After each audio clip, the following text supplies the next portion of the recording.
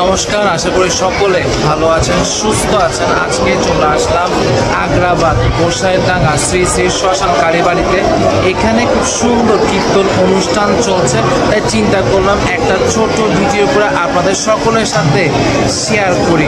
চলুন তাহলে প্রথমে আপনাদেরকে নিয়ে যাব কীর্তন যেখানে হচ্ছে সেখানে, এরপর পুরো মন্দিরটা আপনাদেরকে হচ্ছে ঘুরিয়ে দেখাবো। যেহেতু এখানে কীর্তন অনুষ্ঠান চলছে সেহেতু মন্দিরটা খুব সুন্দর করে সাজানো হয়েছে। আমি আপনাদেরকে পুরো মন্দিরটা ঘুরিয়ে দেখাবো। এই মুহূর্তে আগ্রাবাদ থেকে আমাকে কারা কারা দেখছেন অবশ্যই কিন্তু কমেন্ট করতে ভুলবেন না। চলুন তাহলে ভিডিওটা এখান থেকে শুরু করি।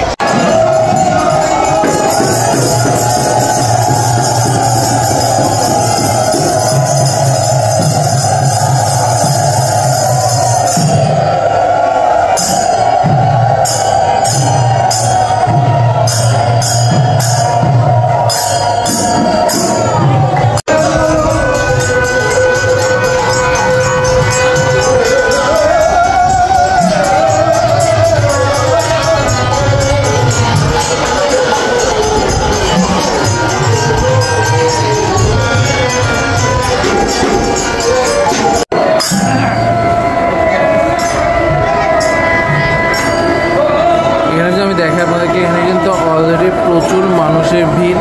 ঘড়ির কাঁটায় এখন বাজতে চলেছে দুপুর প্রায় 3:30টার কাছাকাছি। দেখায়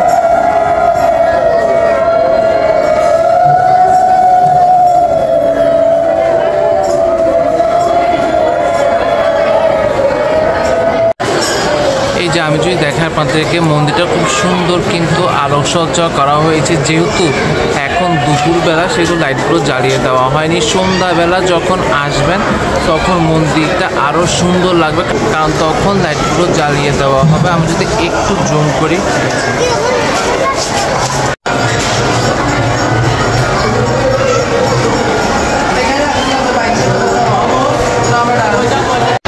এই যে আমি এখন চলে আসলাম মেইন মন্দিরে। এখানেও কিন্তু আপনার ফুল দিয়ে সাজানো হয়েছে পুরো মন্দিরটা, আর খুব সুন্দর লাগছে আজকে মন্দিরটা। আমি আপনাদেরকে দেখাই, আমি একদম মেইন মন্দিরে হচ্ছে চলে এসেছি। আমি আপনাদেরকে দেখাই, জয় মা কালী, খুবই সুন্দর। কারা কারা এই মুহূর্তে আমার ভিডিও গোসাইডাঙ্গা থেকে দেখছেন অবশ্যই কিন্তু কমেন্ট করতে ভুলবে না। আমি যদিও বা হচ্ছে অনেকদিন পর গোসাইডাঙ্গা কালীবাড়িতে আসলাম। এর আগে আসা হয়েছিল সরস্বতী পুজো কভার করার জন্য, মানে তখন সরস্বতী পুজোর প্রতিমা তৈরি হচ্ছিল, তখন এসেছিলাম টানা 2 থেকে 3 সপ্তাহ। আপনারা যারা আমার রেগুলার ভিডিও দেখেন তারা দেখেছিলেনই। আমি হচ্ছে আপনার প্রসাদও পেয়ে গেলাম। এই যে প্রসাদ, জয় মা।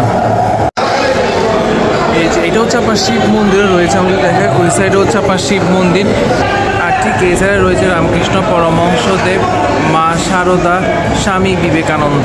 খুবই সুন্দর মন্দিরটা। আমি এর আগেও এসেছিলাম। অসাধারণ, যত মত তত পথ উপরে লেখা রয়েছে, দেখুন কি সুন্দর, সাধারণ। আর এখন চলে যাব শিব মন্দিরে। সামনে রয়েছে শিব মন্দির। এই তো আমি এখন চলে আসলাম শিব মন্দিরে। হর হর মহাদেব। আমি আরেকটু সামনের দিকে হচ্ছে এগিয়ে যাই।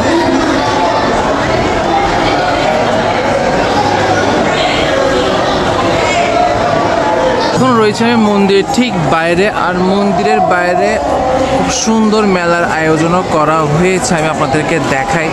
আমি যদি ফার্স্ট আপনাদের এখানে দেখাই, এখানে কিন্তু আপনার ছোটো ছোটো বাচ্চাদের হচ্ছে খেলনা। আমি যদি দেখাই, এখানে সবগুলো হচ্ছে পিচ্চি বাচ্চাদের খেলনা। এখানে কিন্তু অনেকগুলো দোকান বসেছে। আমি যদি সবগুলো দোকান দেখাতে যাই ভিডিও কিন্তু অনেকটা লম্বা হয়ে যাবে, তো যতটুকু পারি আমি আপনাদেরকে দেখানোর চেষ্টা করি।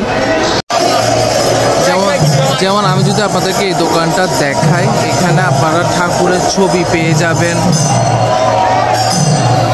সিঁদুর পেয়ে যাবেন। আমি যদি দেখাই, এখানে সিঁদুরও রয়েছে, গীতা রয়েছে,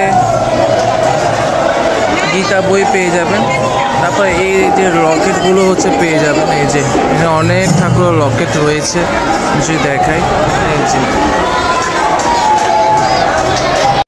আর আমি যদি এখানে দেখাই, এখানে কিন্তু একটা খুব সুন্দর ফুলের দোকানও বসেছে। আমি যদি দেখে এখানে বিভিন্ন ধরনের ফুল পেয়ে যাবেন, গোলাপ ফুল, তারপরে হচ্ছে এখানে ফুলের গাঁদা ফুলের মালাও পেয়ে যাবেন। তো খুব সুন্দর একটা ফুলের দোকানও কিন্তু বসেছে। ঠিক মন্দির থেকে বেরিয়ে আপনারা ফুলের দোকানটা দেখতে পারবেন।